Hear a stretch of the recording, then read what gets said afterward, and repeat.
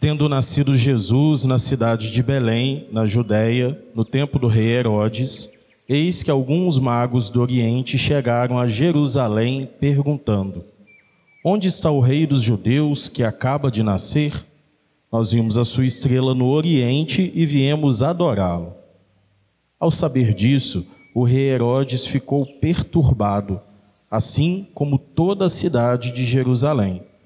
Reunindo todos os sumos sacerdotes e os mestres da lei, perguntava-lhes onde o Messias deveria nascer. Eles responderam: em Belém, na Judéia, pois assim foi escrito pelo profeta: e tu, Belém, terra de Judá, de modo algum és a menor entre as principais cidades de Judá, porque de ti sairá um chefe, que vai ser o pastor de Israel, o meu povo. Então Herodes chamou em segredo os magos e procurou saber deles cuidadosamente quando a estrela tinha aparecido. Depois os enviou a Belém, dizendo: ide e procurai obter informações exatas sobre o menino, e quando o encontrardes, avisai-me, para que também eu vá adorá-lo. Depois que ouviram o rei, eles partiram. E a estrela que tinham visto no Oriente ia diante deles, até parar sobre o lugar onde estava o menino. Ao verem de novo a estrela, os magos sentiram uma alegria muito grande. Quando entraram na casa, viram o menino com Maria, sua mãe. Ajoelharam-se diante dele e o adoraram. Depois, abriram seus cofres e lhes ofereceram presentes: ouro, incenso e mirra. Avisados em sonho para não voltar a Herodes, retornaram para sua terra, seguindo outro caminho. Palavra da salvação. Glória a vós, Senhor. Amados irmãos e irmãs, que alegria nós estarmos juntos nesse domingo em que nós celebramos a festa da Epifania, a manifestação do Senhor. O tempo do Natal é marcado por 5 festas. A primeira festa, a Natividade, o Natal, a encarnação do Verbo de Deus. Depois, a Sagrada Família. Depois, a Santa Mãe de Deus, a Epifania. E no próximo domingo nós iremos celebrar o batismo do Senhor, concluindo assim o tempo do Natal. Essas 5 grandes festas vão nos ajudar, a viver o tempo do Natal e vão nos ajudar a compreender melhor o tempo do Natal, a entender melhor esse tempo do Natal. A encarnação do Verbo de Deus, Deus que veio nos visitar, que se faz presente entre nós, que visita a nossa realidade, que se faz carne e dá-nos a salvação.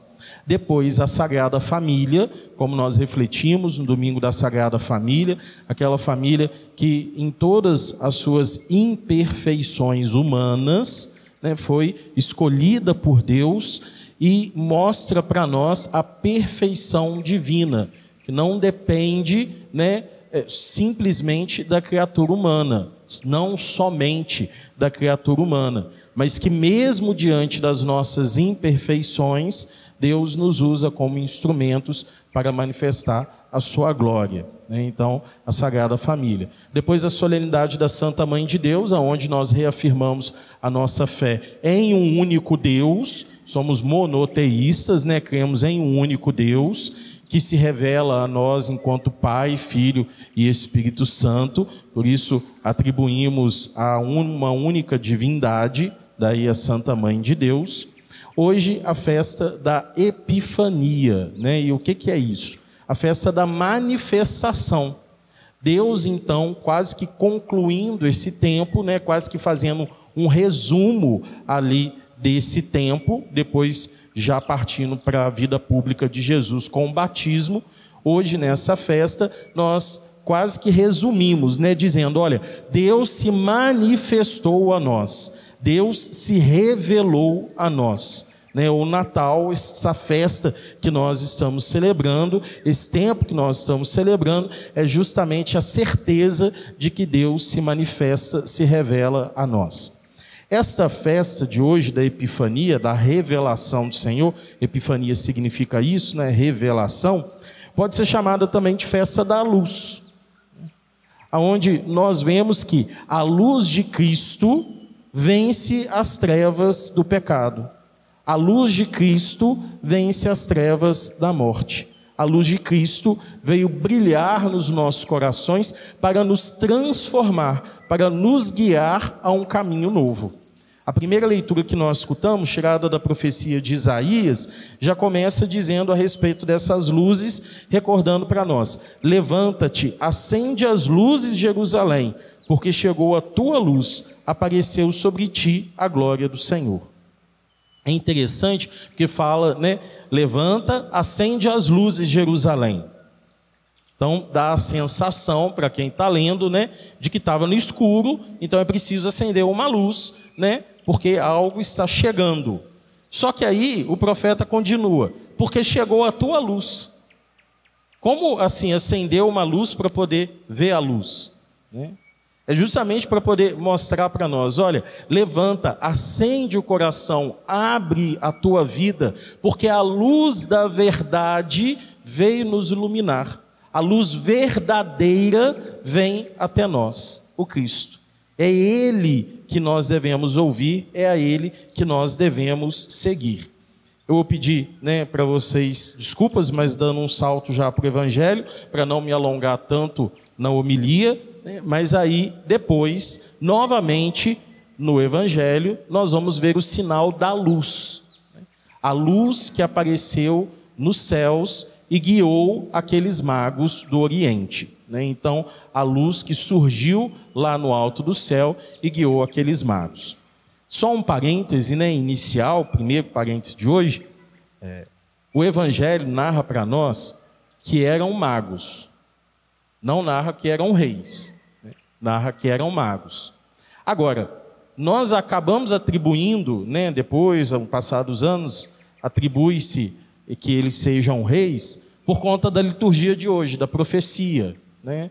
Não só por conta da liturgia, porque não tinha sido montada assim, mas por conta da profecia. A profecia de Isaías anuncia que reis vêm para adorar o Salvador. Então aí acabam se atribuindo que eles eram reis. E não diz quantos magos. O texto do Evangelho só diz que eram magos. Nós então atribuímos que eram 3 por conta dos presentes: ouro, incenso e mirra. E aí, como eram 3 presentes, atribui-se então que eram 3 reis, né, que vieram. E outra coisa, né, eles não chegaram na noite de Natal. Eles chegaram alguns dias depois. Não foi assim: Jesus nasceu, vieram os pastores, chegaram os magos, pronto, já encerrou aquilo ali, né? Como às vezes a gente... Não, eles chegaram alguns dias, um tempinho depois, né? Eles chegaram lá para poder encontrar o menino. Perfeito, né? Fecha esse parênteses. Então diz para nós que esses magos, e eles eram chamados de magos porque eles eram astrônomos, né? Eles estudavam os astros, e ali eles, estudando os astros, vendo as estrelas, eles veem aquela luz e vão ao encontro daquela luz, né? Vão ao encontro daquela luz tão forte que estava os iluminando, e que provavelmente, mesmo não sendo judeus, já tinham alguma referência ali da profecia que dizia do rei dos judeus que iria nascer, né? Então eles veem aquela luz e vão ao encontro dela. E é importante também outra coisa, a gente observar aqui: eles não eram judeus, eles não eram do povo de Israel, eles não eram judeus. Tá bom, padre, mas o que tem isso? Ora, para os judeus, a salvação viria somente para eles, para mais ninguém. E aqui nós estamos falando que Cristo, quando surgiu, brilhou com a sua luz tão forte, não apenas somente para um povo, mas para todos aqueles que quiseram acolher essa luz, para todos aqueles que se abriram a essa luz. Agora, observemos um outro detalhe muito importante. Aqueles homens viram a luz e foram guiados por aquela estrela, por aquela luz. Então, o que eles fizeram? Eles saíram do lugar onde eles estavam.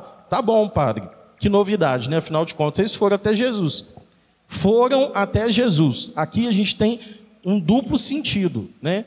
O sentido de que eles foram fisicamente mesmo, saíram e foram até Jesus. E o outro sentido de que eles deixaram as suas falsas crenças, deixaram aquilo que eles inicialmente acreditavam que era verdade e foram atrás da verdade mesmo, né? Da única verdade, do Cristo.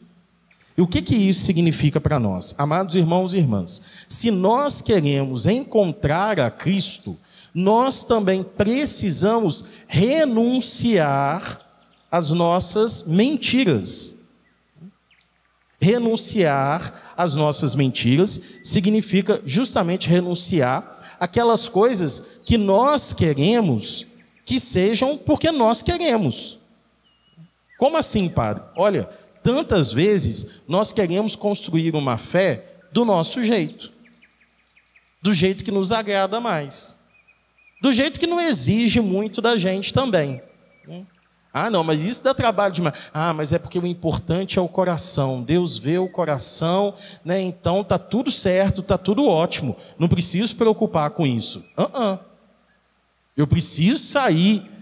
Eu preciso sair dessas falsas, dessas mentiras, para ir em direção à verdade.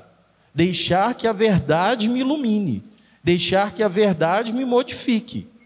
Os magos fizeram isso. Eles saíram do lugar onde eles estavam e foram até Jesus. Será que nós também estamos indo até Jesus? E esse ir até Jesus, amados irmãos e irmãs, significa justamente permitir ser modificado por Jesus, permitir ser transformado por Jesus.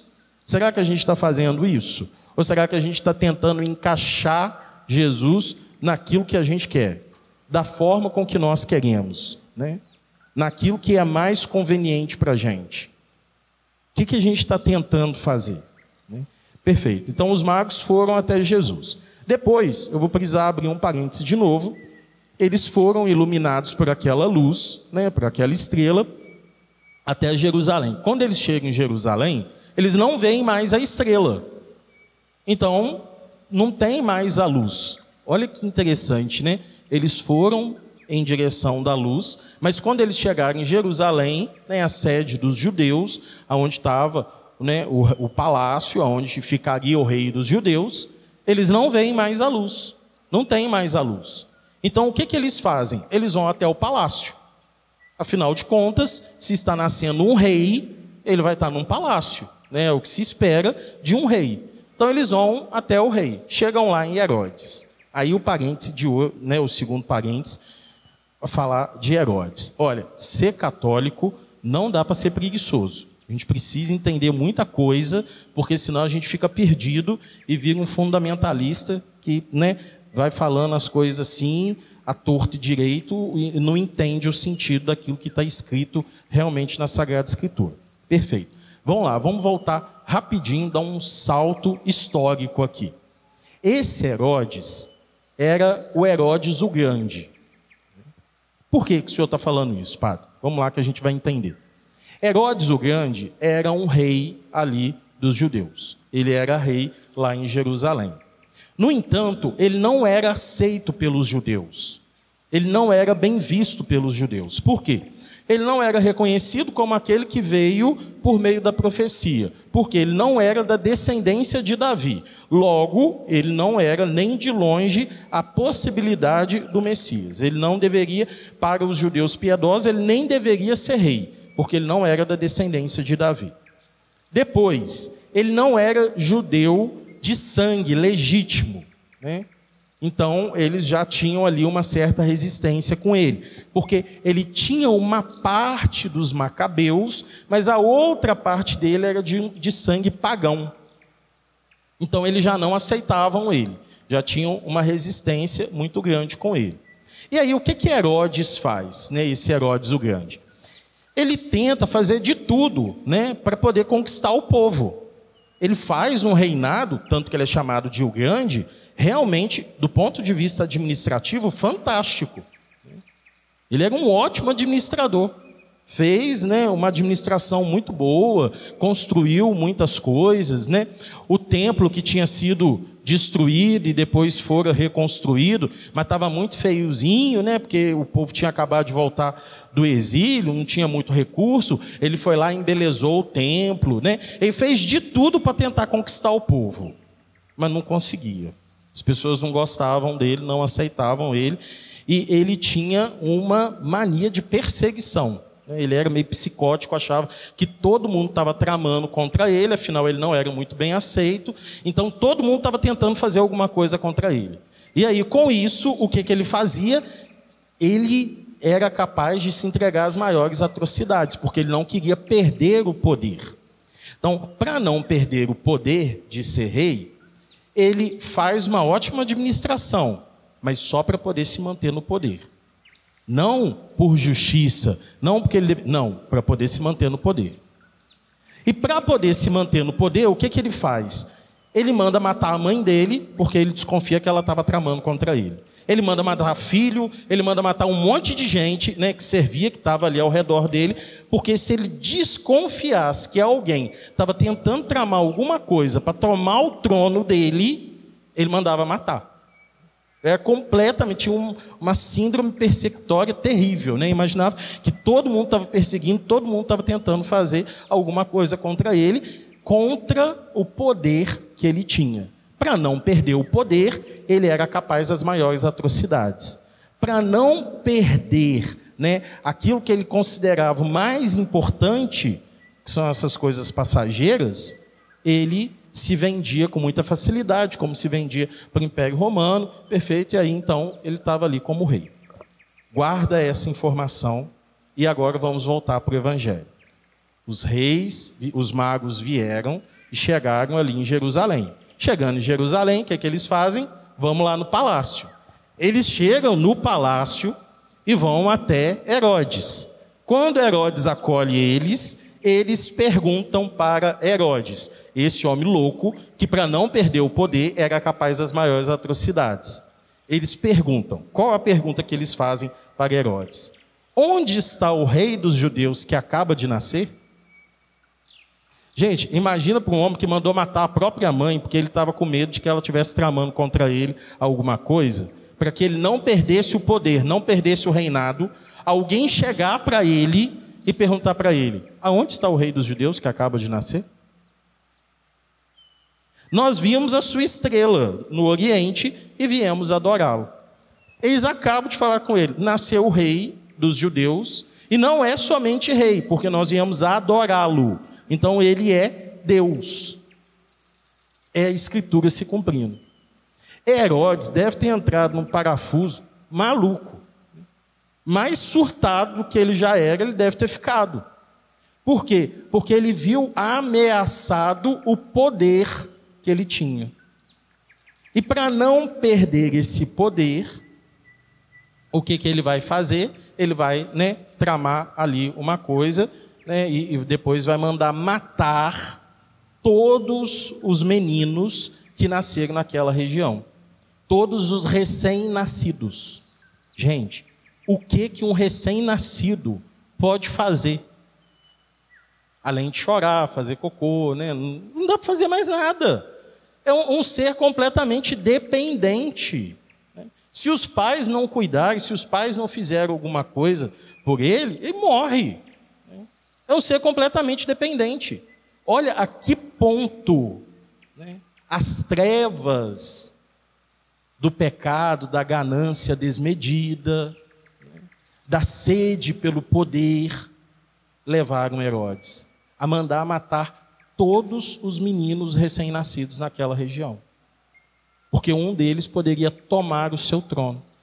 Gente, hoje nós estamos celebrando a festa das luzes. A luz de Deus precisa brilhar em nós. Porque se ela não brilhar, as trevas do pecado nos dominam e nos fazem cometer as maiores atrocidades, as maiores loucuras, assim como Herodes fez. A sede do poder, do pecado, nos cega ao ponto de não conseguir enxergar racionalmente, né, na nossa frente aquilo que pode parecer mais óbvio, aquilo que pode parecer mais verdadeiro, porque nós nos deixamos tomar pelas trevas do pecado. Tanto que quando eles chegaram em Jerusalém, eles não viram luz, os magos não viram luz. Aí Herodes então chama,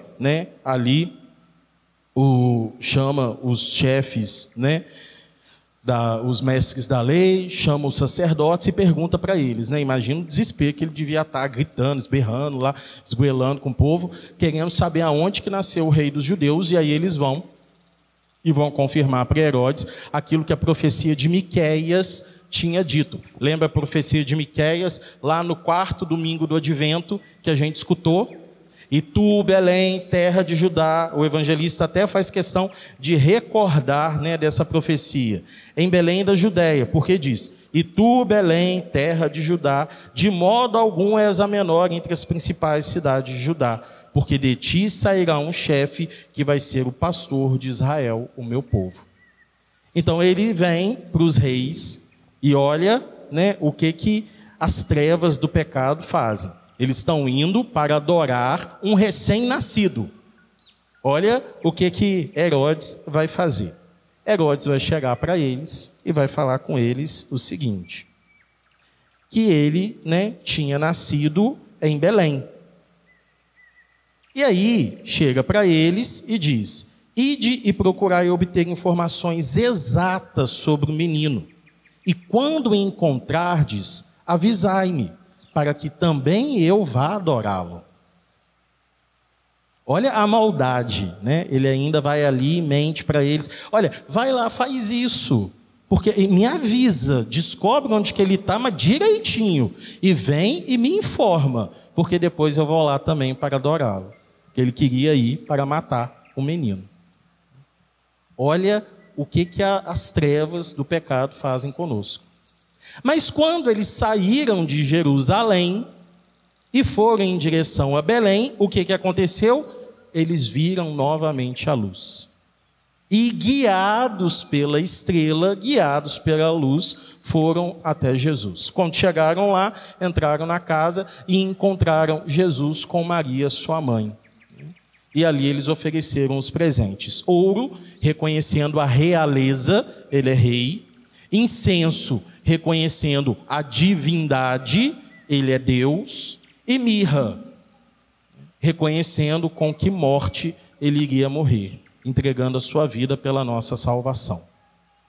Então eles vão e entregam esses 3 presentes: ouro, incenso e mirra, e ali quando eles chegam, eles se prostam a adorá-lo. Brilha a luz de Jesus na vida deles. E quando eles voltam, avisados em sonho, o que eles fazem? Eles tomam um outro caminho. Seguem um outro caminho para a sua casa.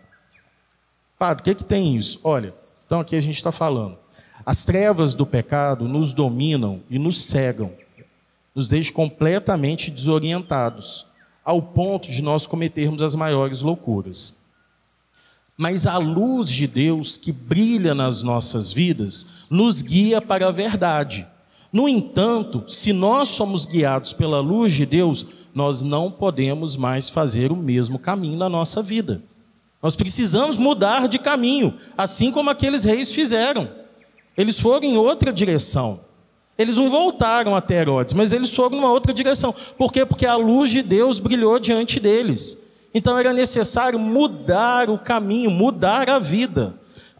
Nós dizemos, que queremos ver a Deus, que queremos ir ao Senhor. Mas será que a gente muda o nosso caminho? Muda a nossa atitude? Se a luz do Senhor brilha em nós, nós precisamos mudar o nosso caminho. Caso contrário, a gente vai repetir as mesmas coisas. Nós não vamos nos deixar ser iluminados pela luz de Deus. A gente vai continuar repetindo as coisas iguais. Vem para a igreja, participa da missa. Está na missa, participando da missa. Está lá. Fulano está na igreja. Como é que vem na igreja? Faz isso, isso e isso e está dentro da igreja. Depois posa de santo, de santa. Está lá na igreja. Olha só. Aí vem para a igreja desse jeito, né? Depois escuta, né, o padre falando alguma coisa, o padre tem fama de bravo, né? Nossa, esse padre enjoar demais, fica chamando a atenção da gente, fica falando as coisas lá. É por isso que a igreja está vazia, porque não pode fazer as coisas do jeito que quer, né? Tudo tem que seguir regra, tem que seguir norma. Não muda. Está até indo para Jesus, mas não muda o caminho. Continua fazendo as mesmas coisas. Sai da igreja e já sai falando com os outros. Ah lá, ó. Você viu? Fulano estava na igreja. Ah, não, é muito cara de pau. Não sei como é que consegue. Não sei como é que faz isso. Não sei que não sei o quê. Chega em casa, começa a brigar com todo mundo que ficou em casa. Vocês vão tudo para o inferno. Eu que vou para o céu. Porque eu vou para a igreja. Eu rezo. Vocês não rezam. Vocês não fazem nada. No outro dia está na porta da rua comentando. Você viu que o filho da vizinha chegou? Ah, não acredito. Ih, menino, mas é desse jeito. E o marido da fulana? Eu acho que está andando com a ciclana. Vai até Jesus, mas não muda o coração. Não enxerga a luz de Deus. Nós corremos esse grande risco. A festa de hoje, a festa da Epifania, da revelação de Deus, a luz de Deus brilhou para nós. A nossa vida não pode ser a mesma. A nossa vida tem que ser diferente. Porque a luz de Deus brilhou para nós, amados irmãos e irmãs. Então nós temos que mudar a nossa atitude. Nós temos que mudar a nossa postura. Nós temos que mudar, né, o caminho que a gente estava seguindo e fazer um caminho diferente. A gente precisa ter a humildade de olhar para as nossas vidas e de reconhecer, olha, isso e isso daqui não está legal. Eu preciso mudar isso na minha vida. Não precisa de ninguém apontar o nosso pecado, não. Porque falar do pecado dos outros não faz a gente mais santo, só faz da gente pecador fofoqueiro. É para a gente olhar para o nosso pecado, para o nosso. Porque se nesse momento a gente já estiver pensando assim, vou chegar em casa, vou falar com meu marido que ele isso e isso e isso. Vou chegar em casa, vou falar com a minha mulher que ela não sei o quê, não sei, que se ela não mudar, não vai ver a luz de Cristo, não sei o quê. Olha, já está fazendo tudo errado. Não é para falar para o outro, é para falar para nós mesmos. Olhar para nós. Olhar para dentro da gente. E perceber, olha, isso daqui eu preciso mudar. Isso daqui eu preciso fazer um caminho diferente. Caso contrário, a luz de Deus não vai brilhar na minha vida. Eu vou ser cegado pelas trevas do pecado. Cegado pelas trevas do pecado. Assim como Herodes. Herodes louco, né? Fiz questão de realçar isso. Esse é o primeiro Herodes, depois teve mais outro, o segundo Herodes, que foi aquele que eles levaram Jesus até ele. Tem ainda depois um terceiro Herodes, né? Então não é o mesmo, não, são 3 personagens diferentes. Mas senão a gente vai fazer como Herodes, a mesma coisa. Que isso, padre? A gente não vai fazer isso não, você está louco? A gente não vai fazer uma loucura dessa. Gente, para olhar ao nosso redor as coisas que têm acontecido. Para olhar ao nosso redor as coisas que às vezes nós mesmos fazemos. E que a gente às vezes e nem se reconhece. Fala, como é que eu tive coragem de fazer isso? Porque as trevas do pecado nos cegam. Se a gente não deixar a luz de Cristo brilhar para nós, olha, a gente comete loucura. A gente faz as coisas mais absurdas da face da terra. Olha as coisas ao longo da história. Por quê? Porque não mudaram a sua vida, não deixaram que a luz de Deus brilhasse nas suas vidas para que eles mudassem o seu caminho. Amados irmãos e irmãs, ao celebrarmos essa festa da Epifania do Senhor, peçamos a luz de Deus que vem nos iluminar, que visite os nossos corações e nos impulsione a mudar o nosso caminho, a caminhar realmente em direção a Cristo, em ir para aquele que é a verdadeira luz e não nos deixar cegar pelas trevas do pecado. Em nome do Pai, do Filho e do Espírito Santo. Amém.